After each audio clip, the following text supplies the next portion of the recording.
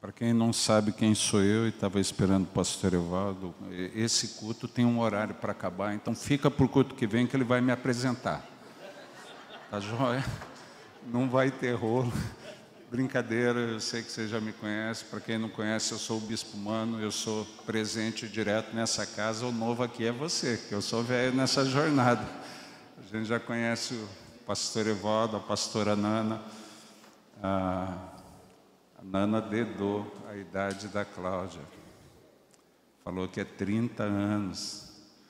A Cláudia se esforça para disfarçar, Nana, e você me dá uma dessa. Meu Deus do céu. Como que pode? Nos lugares onde a gente vai, sempre fala assim, bispo, o senhor trouxe a sua filha. Né? Eu falo, é minha esposa. Num lugar falaram assim, malandro, o senhor pegou ela para criar, pegou ela muito moça. E a Cláudia se divertiu. Eu falei, vou falar a sua idade. Aqui não precisou, amor, a Nana já falou. Né? Mas a gente conhece há um bom tempo e Deus tem nos dado a alegria de caminhar com o Evaldo e com a Nana e ver o projeto de Deus ganhando forma de várias maneiras. E cada vez que eu venho aqui, eu fico impactado, Deus me impacta, eu me emociono de ver o que Deus já tem realizado e o que Deus tem programado para a sua vida, para a vida dessa comunidade e para a vida daquele e daquela que aqui vai somar. Se você entende que aqui é sua casa, é um lugar, uma família para pertencer, se prepare para viver grandes coisas nesse lugar. Se prepare para ser surpreendido, surpreendida aqui, né? Porque muitas vezes o difícil é entender a história quando ela está acontecendo, né? E principalmente quando nós estamos vivendo um momento difícil, nós ficamos na expectativa de uma mudança, de uma transformação, de algo novo que venha. Dizem alguns psicólogos que o ser humano ele não consegue enfrentar a realidade nua e crua. A gente sempre tem a esperança de uma mudança, a gente sempre tem a esperança de algo melhor. Haja visto um irmão que estava aqui de manhã, se identificou como vascaíno, orem por ele, tadinho, mas ele ainda acredita que o Vasco vai dar a virada, vai dar a virada, né? A gente sempre disfarça muitas vezes a realidade com um misto de esperança, e às vezes nós temos expectativa, o povo de Israel, o povo de Deus, o povo através do qual Deus escolheu se revelar no passado, né? Ele sabia que era povo de Deus, mas justamente por causa da falta de entendimento, da falta de conhecimento, vivia metendo o pé pela mão. Eu sei que você nunca fez isso, mas quantos conhecem alguém que já fez? A sua intenção era uma e quando você vê, deu tudo errado. Você traçou um planejamento para a sua vida, mas naquele dia, chegando no fim do dia, você pensa, hoje o melhor que eu tinha feito era não sair da cama. Quando já tiveram um dia assim? Quando já passaram um dia desse jeito? Deu tudo errado. Deu tudo errado, né? O pessoal brinca com a história de um trabalhador no dia de trabalho normal, na construção, se deu muito mal.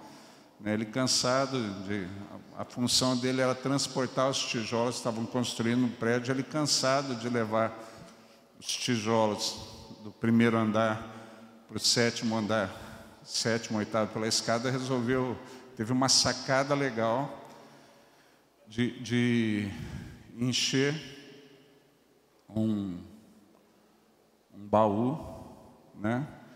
E tentar içar o negócio, né? Tentar içar, calculou mais ou menos o peso do negócio e na verdade ele estava soltando o entulho do prédio, encheu de entulho e foi segurar pelo baú, só que esqueceu que o baú tinha um peso vazio e ele cheio tinha um outro peso, e o peso do baú cheio era maior do que o dele, né? Então soltou o baú com o entulho lá de cima, tentando segurar a corda, não deu outro. O baú desceu, ele agarrado na corda subiu, né? Subiu rapidamente, não teve pensamento em cima da hora de soltar a corda, subiu agarrado na corda. Quando chegou em cima, né, deu com a mão na roldana, né, pela dor, quebrou os dedos, pela velocidade do impacto, pela dor do impacto, soltou a corda, né? Soltou a corda. Na verdade, ele desceu com a corda, só que o baú bateu embaixo, com a batida, o fundo do baú soltou. Com o fundo solto, sem o peso, o baú ficou mais leve que ele. Aconteceu o quê? Ele desceu agarrado na corda, com a mão quebrada, e encontrou o baú subindo, né? O baú subindo, pegou as pernas dele, quebrou as pernas dele. Foi até quando ele bateu embaixo, machucou as costas. Daí ele soltou a corda e esqueceu que na outra ponta da corda estava o baú. Quando ele soltou a corda, o baú mesmo vazio desceu e pegou o tórax dele. Ele fez uma solicitação para o seguro para ser atendido. O seguro pediu maiores detalhes, ele teve que explicar tudo isso que eu estou explicando. Vamos falar a verdade, se você soubesse que ia viver tudo isso num dia de trabalho normal, quantos não teriam ido para o trabalho? Quantos teriam ficado escasos? Mas o nosso negócio é que a gente não sabe. A gente não sabe. O desejo de Deus é me surpreender e te surpreender, mas você tem escolha e esse é o problema. Vira para quem está do teu lado e fala assim, você tem escolha. E a palavra nos diz que Deus nos propõe a bênção e a maldição. Ah, bispo, mas por que Deus não propõe só a bênção? Porque daí você não teria escolha. Você seria obrigado a caminhar na direção. Deus se revela a você, Deus se mostra a você, mas te dá escolha. Israel, num período difícil, sabia quem era Deus, mas muitas vezes escolhia se afastar, escolhia caminhar e se lascava. Quando se lascava, quando a coisa começava a dar errado, Israel fazia o quê? Se voltava para o Deus que já tinha ouvido falar. Quantos conhecem alguém que fica melhor crente quando a coisa está dando errado? Quantos conhecem alguém que participa mais dos galizos de intimidade? Nós vamos ter uma vigília na igreja. Lá na nossa igreja a gente chamava de corujão. A gente vai ter um corujão. Ah, pastor, o que é o corujão? É só para os mais fortes, só vendo para quê? O cara vinha só para mostrar que não era fraco, né? Daí participava do negócio. A gente fala, não posso, amanhã eu tenho que trabalhar, até perder o emprego, é ou não é? Perdeu o emprego. Nossa igreja tinha uma torre de vigia, 24 horas de oração, 5 dias por semana. Tinha um menino que cresceu na igreja, nunca foi na torre de vigia, até ser demitido da firma que ele trabalhava há 18 anos. Quando ele foi demitido, eu cheguei na torre de vigia, um dia está ele lá. Tive o meu tempo de oração, saí, o dia seguinte voltei, está o cara lá. Estranhei, nunca tinha visto. Cheguei em casa, comentei com a Cláudia. Eu falei, Cláudia, o fulano estava na torre de vigia ontem e hoje. Ele falou, amor, ele fez um pacto, ele perdeu o emprego, foi demitido. Então ele falou que não vai sair da torre de vigia até que Deus responda o clamor dele, até que ele arrume emprego. Meus irmãos, eu vou confessar, eu orei para Deus deixar ele desempregado uns 6 meses, só para ver se ele ficava lá. Falei, vagabundo, a gente já tinha torre de vigia 3 anos, nunca apareceu. Falei, Deus, compensa todos os anos que ele não orou lá. Não precisa deixar 3 anos desempregado, só 6 meses. Eu quero ver esse moleque 6 meses direto na torre de vigia. Não ficou 6 meses, mas ele orou umas 2 semanas lá, firme. E tem gente que é assim, na época da crise se volta ao Senhor. Israel fazia isso. Na época da dificuldade voltava a Deus. E Deus começou a falar de um tempo em que Ele enviaria um libertador, né, que redimiria Israel. E de repente aquilo vai sendo divulgado na história do povo. O Messias vai vir, Ele vai estabelecer o reino dele, vai fazer grandes coisas. Papai, aquela história corre no meio do povo. E todo mundo tem a expectativa do Messias. Depois de tanto tempo se falando, tem gente que acredita, tem gente que não. É assim ou não é? Tudo que não vira realidade, vira folclore. É ou não é? A gente não sabe se é real, né? Tem coisa no folclore brasileiro que não é mito. Saci Pererê é mito. né? Mula sem cabeça é mito, sogra é real, né? Tá lá, faz parte do folclore, mas é real, né? Melhor mexer com o saci, que é mito, não mexe com a sogra, que você vai ver, né? Agora, tudo que vai se falando, né? De repente o Messias virou um conceito, deixou de ser uma expectativa, e de repente Jesus vem. E um cara é levantado para falar sobre ele, para renovar a ideia do Messias, João Batista. E ele começa a falar daquele que viria ressuscitar as profecias sobre o Messias. E de repente, num dia que alguns discípulos só foram bater um papo com João Batista, né, ouvir o que João Batista tinha a ensinar, os caras estão lá sem entender. Jesus passa. E para surpresa daqueles caras que ouviram tanto falar do Messias, João Batista aponta e fala: eis o Cordeiro de Deus, que tira o pecado do mundo. O que você faria num dia assim? Você vem numa expectativa de receber uma boa palavra, você vem na expectativa de ter a resposta talvez ao teu clamor, as coisas que você vem pedindo há muito tempo. Vamos lá no culto da Siloé, na expectativa de conhecer o espaço novo. A galera trabalhou pesado para a gente poder celebrar lá esse fim de semana. Sei lá qual a expectativa. Aqueles discípulos foram na expectativa de estar um momento com João Batista. De repente ele aponta e fala: eis o Cordeiro de Deus. Dois deles endoideceram, largaram João Batista falando sozinho e foram atrás de Jesus. E quando eles estavam ali, Jesus nota, dá atenção para eles. Jesus faz uma pergunta para eles: que buscais? Vira para quem está do seu lado e fala assim: e você? O que você está buscando aqui? O que você está buscando nesse lugar? Deus tem uma expectativa com você aqui, mas qual é a sua expectativa? O que você deseja nesse lugar? Porque você não vai levar mais do que você busca. Você não vai levar mais daquilo que você veio para encontrar nesse lugar. A palavra de Deus, num outro texto da Bíblia, Mateus 8, fala de um centurião, um cara que, segundo Deus, você pode se achar com muita fé, mas segundo Deus, foi o cara de maior fé em Israel. Jesus fala: nunca achei fé como essa. É o próprio Jesus que está dando testemunho a respeito do cara. O cara de maior fé. Se Deus te falasse: puxa vida, você está ali no bolo, de repente Deus se dirige a você e fala: essa moça, esse rapaz é o cara de maior fé que eu conheço. E Jesus já falou que tudo é possível ao que crê. Se eu sou o cara de maior fé e tudo é possível para mim, o que você perde? O que você desejaria? O que você gostaria de, a partir da posição que você está, receber de Deus? Aquele centurião, né? Ele manda um recado, os servos vão pedir: ó, tem um servo lá em casa que está doente, o senhor pode ir curá-lo? Jesus fala: eu vou lá. Vou estar na casa de Jesus, vou estar na casa do centurião. De repente o centurião manda um recado: não precisa, eu não sou digno, basta uma palavra. Cara, não interessa se eu sou digno, se Jesus se dispôs, eu estou topando. Vira para quem está do seu lado e fala assim: deixa de bobagem, topa o que Deus te oferece. Porque o cara quer mostrar muito humilde, recebe o milagre. O cara de maior fé recebeu a cura do servo. É algo extraordinário. Perdeu Jesus na casa. Ô bicho burro!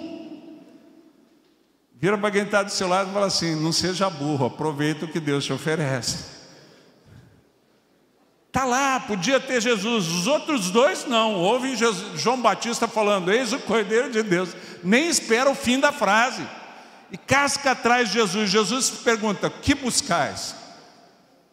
E eles falam assim: mestre, onde pousas? Jesus fala assim: vende e vede. E eles vão. E a Bíblia não relata como foi aquele dia. A Bíblia não diz o que eles viveram, a Bíblia não diz que eles receberam nada, mas é um dia que mudou a história. É um dia que mudou a história daqueles homens. Eles saem dali falando assim: achamos o Messias, o cara de quem tanto falaram. E querido, não precisa mais que um dia. A Bíblia fala que um dia nos atos de Deus, um dia na presença de Deus vale mais do que mil. é a história de uma vida. Você tem uma vida para viver. Você vai ter que fazer as escolhas de como você vai gastar o seu tempo. Um monte de coisa pode ser recuperada. Recursos, às vezes a gente ganha, às vezes a gente perde, às vezes em situações. Eu tenho lá no Rio de Janeiro uma turma que eu não consigo entender, mas resolveu investir em Bitcoin. O que é Bitcoin, bispo? Uma moeda que não existe, só existe no mundo virtual. Né? Para que eu vou comprar uma moeda que não existe? Né? Mas tem uma galera que investe nisso. Teve uma baixa de Bitcoin, perderam muito dinheiro. Isso dá para recuperar. Né? Tem gente que, como eu, perde a forma. Né? Um pouco de esforço, dieta, coisa do inimigo, dá para recuperar. Dá para recuperar. O seu dia que você usou não dá.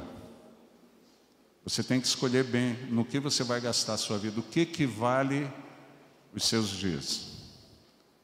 Quem teve um encontro com Jesus entendeu que o único projeto que vale a pena gastar a nossa vida, projetos menores não vale. Ser bem-sucedido como profissional, amém, é bom, mas não vale a sua vida. Quando você conhece alguém que viveu muito bem, às vezes até melhor do que você, sem esse esforço, né? Tem muito amigo meu de colégio que hoje está muito bem e era um estudante vagabundo. A gente olhava e falava assim, vai ser um profissional medíocre. Né? E a Bíblia fala que isso não determina quem vai se dar bem. Que tudo depende do tempo e do acaso. Não é do que corre melhor a carreira, não é do forte a vitória. Tudo depende do tempo e do acaso, que você não controla.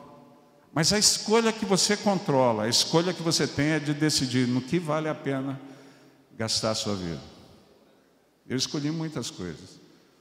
Nunca firmei em nada delas, porque começava a descobrir que não valia a pena, até que eu encontrei Jesus.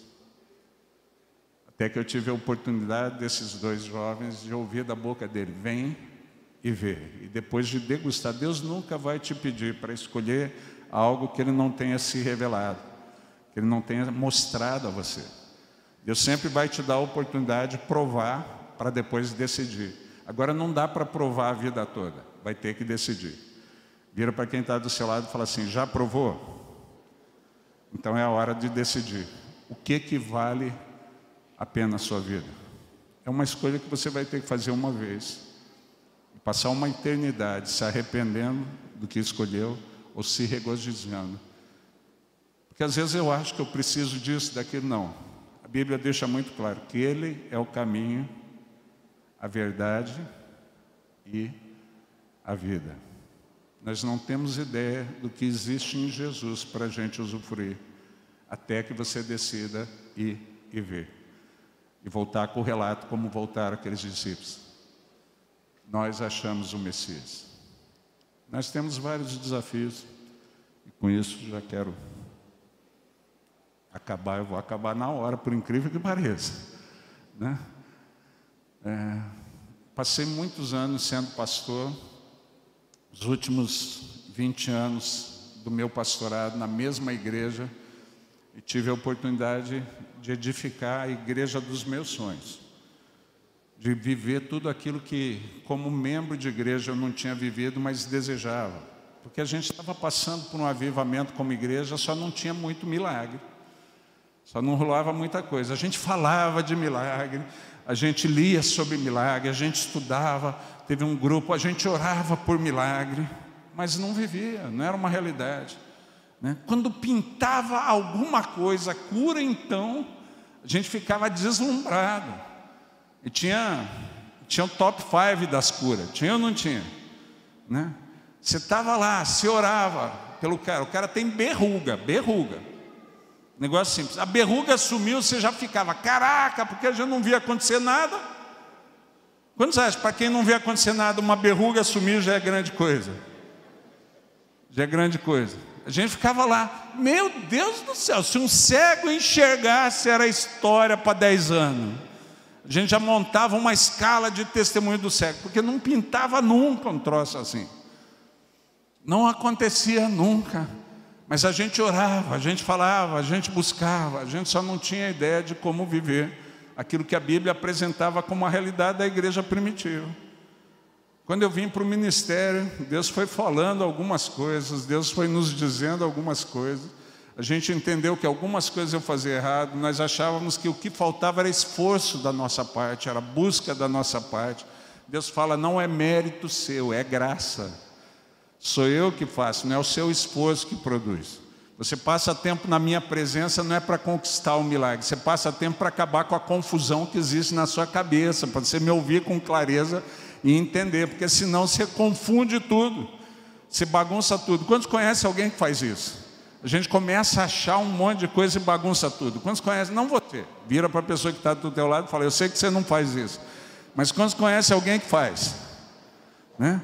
Daí ouvindo, Abraão, amigo de Deus, fez. O cara era estéril. Deus fala que vai dar um filho.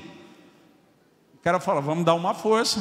A mulher fala, pega a minha serva. E ele com muita dor no coração pega. Né? Abraão foi o primeiro pegador da história que fez burrada. Está lá. Daí quando Deus vai falar com ele de novo, 99 anos, fala, anda na minha presença, eu sou o Deus Todo-Poderoso. O que é que Deus está falando? Não preciso de ajuda para fazer o que eu prometi. Anda na minha presença, por quê? Porque senão você vai começar a criar e vai meter o pé pela mão. Você vai inventar. Se tem um povo que pode acabar com o que Deus fez por ser criativo, é a gente. O diabo instiga a nossa criatividade, a gente se torna criativo e infiel. Inventa coisa para dar uma força para Deus e deixa de fazer o que Deus pediu. Ele fala, sou Deus Todo-Poderoso, anda na minha presença e não inventa mais, ser perfeito. A gente começou a fazer isso. Deus falou, eu nunca fiz segredo do que precisa fazer para me encontrar.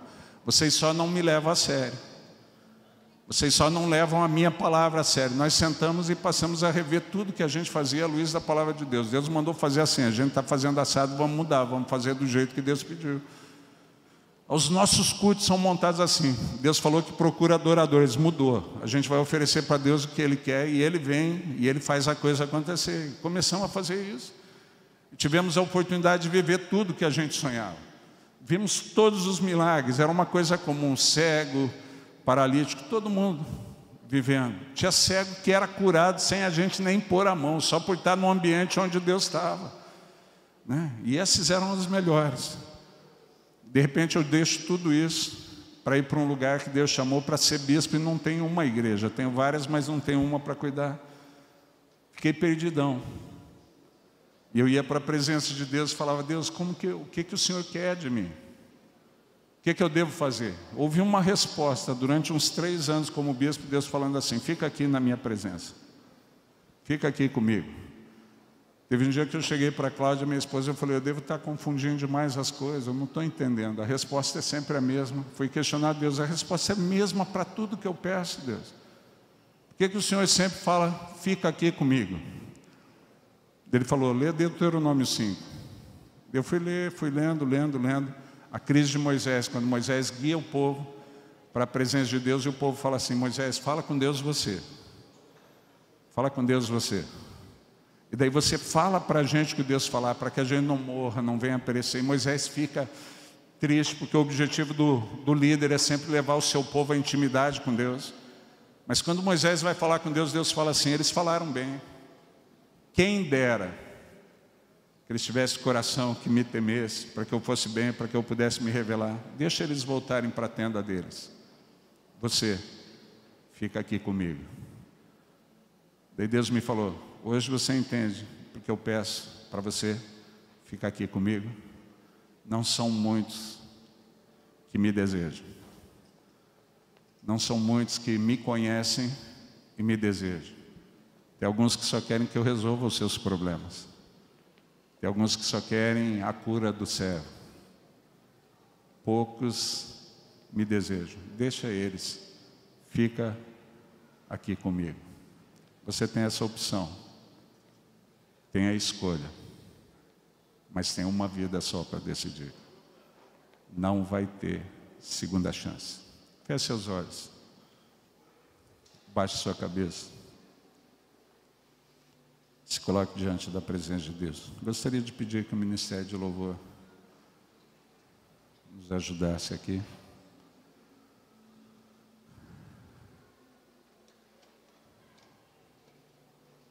Mistério de louvor.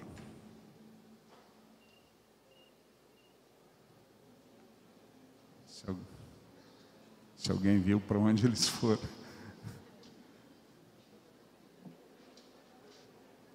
Se não, feche os seus olhos. E eu quero nessa tarde, nesse fim de tarde, levar você a uma escolha. Você pode escolher descobrir quem é esse. Pode escolher descobrir quem é o Messias. Se é só um conceito, ou se você quer que se torne uma pessoa mesmo para você, com quem você convive e pode mudar a sua história. Ou se você só quer a cura, ou se você só quer a bênção, só quer que Deus dê uma melhorada no projeto de vida que você traçou. Que buscais? Você vai escolher uma coisa só. Muitas vezes na igreja a gente experimenta menos, na presença de Deus a gente experimenta menos. Se aqueles 2 discípulos de João Batista descobriram quem era Jesus, o próprio João Batista falou, ele está no meio de vocês, mas vocês não conhecem. É possível ter Jesus no meio sem usufruir dele. É possível ter Jesus no meio sem experimentar. Nessa noite, nesse fim de tarde, na verdade, eu quero te dar uma opção. Escolher. Se você tivesse que escolher uma coisa só. Decidir. Eu quero ser um profissional bem-sucedido, eu quero que Deus me abençoe, ter a vida financeira tranquila. Ou se você quer escolher conhecer e andar com Ele. Conhecer e andar com Ele. Onde o Senhor pousa, aonde o Senhor vai. Se a tua presença não vai comigo, não me faça sair daqui. Para mim, o morrer é Cristo. Pessoas que são referências para nós fizeram essas declarações. Se é esse o projeto que você acha que vale a pena a sua vida, enquanto o Ministério de Louvor vai estar tocando e cantando um cântico, se coloque em pé no seu lugar.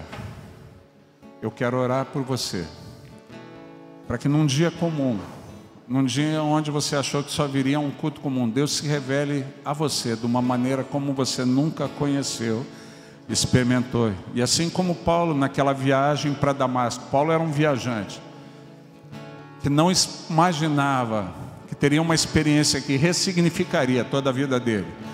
Assim como Pedro naquela pescaria, naquela manhã, quando ele está voltando uma pesca que não foi bem sucedida, e ele concede o barco para Jesus usar, e naquele dia ele tem uma pesca que muda a trajetória. Assim como Moisés, que foi para um dia de apacentamento do rebanho do sogro no monte, e de repente vê a sarça arder, e aquilo muda toda a trajetória. Que nessa noite, você tomando a decisão de escolher andar com Ele, que Deus ressignifique a tua trajetória, e você entenda o propósito da sua vida, e conheça a Ele de uma maneira que você não imagina.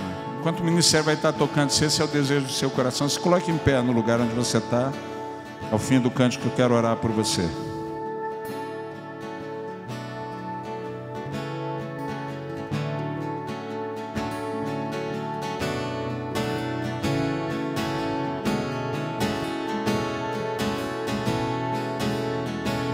És a fome que me faz cantar, és a sede que me faz beber, és o nome que escuto ao deitar, e o olhar que vejo ao amanhecer. És a fome que me faz cantar, és a sede que me faz beber, és o nome que escuto ao deitar, e o olhar que vejo ao amanhecer. E essa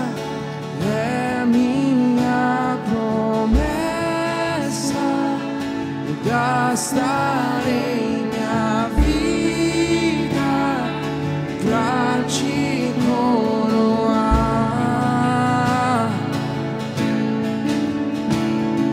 E esse é o meu anseio,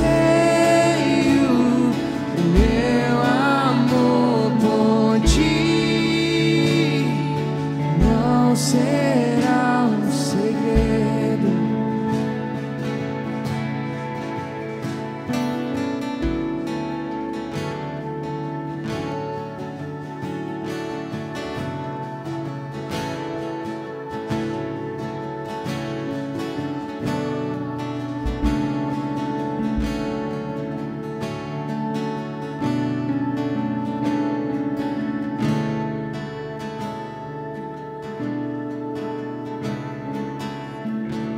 Aleluia. Vamos orar.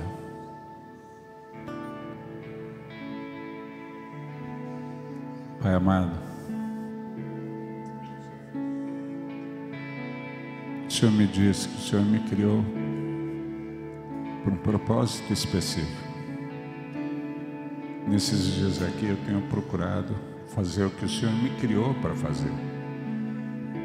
Eu não vim aqui para contar histórias, não vim aqui só para testemunhar do que o Senhor tem feito, não vim aqui só para profeticamente falar do momento novo que o Senhor tem reservado à tua igreja. Mas a minha expectativa nesses dias, nesse lugar, é fazer o que o Senhor me levantou para fazer, tornar o Senhor conhecido, inspirar pessoas, motivar pessoas a entenderem que vale a pena gastar a vida para te conhecer. Nesse fim de tarde, em resposta à tua palavra, teus filhos e filhas se colocam em pé diante da tua presença para declarar isso, que vale a pena gastar a vida para te conhecer. Eu não tenho como te revelar a eles, quem faz isso é o Senhor. Mas eu peço que o Senhor, que sonda os corações, olhe para os teus filhos e filhas nesse lugar e os surpreenda, assim como o Senhor me surpreendeu. Eu era um adolescente buscando um sentido para a vida e eu encontrei o Senhor. E o Senhor já fez infinitamente mais do que eu podia ter pensado ou pedido. E a cada dia é um dia surpreendente com o Senhor. Faz isso com os teus filhos e filhas. Os surpreende. Nós não sabemos como pedir. O teu Espírito Santo intercede por nós, porque nós não sabemos pedir. O Senhor providencia todas as coisas para que nós tenhamos a vida. Eu peço, opera os sinais, incita o desejo, desperta a sede e sacia a sede dos teus filhos e filhas por mais de ti. Eu peço, te revela de uma maneira surpreendente aqueles que se colocam em pé diante da tua presença para ter uma vida contigo que não tiveram, que eles sejam saciados, saciadas e surpreendidos. Eu quero abençoá-los nessa tarde, pedir que o Senhor se revele de maneira especial aos teus filhos e filhas. Em nome de Jesus. Amém. Amém, queridos. Deus abençoe. Vira para a pessoa que está do teu lado e fala assim: se você crer, Ele vai te surpreender.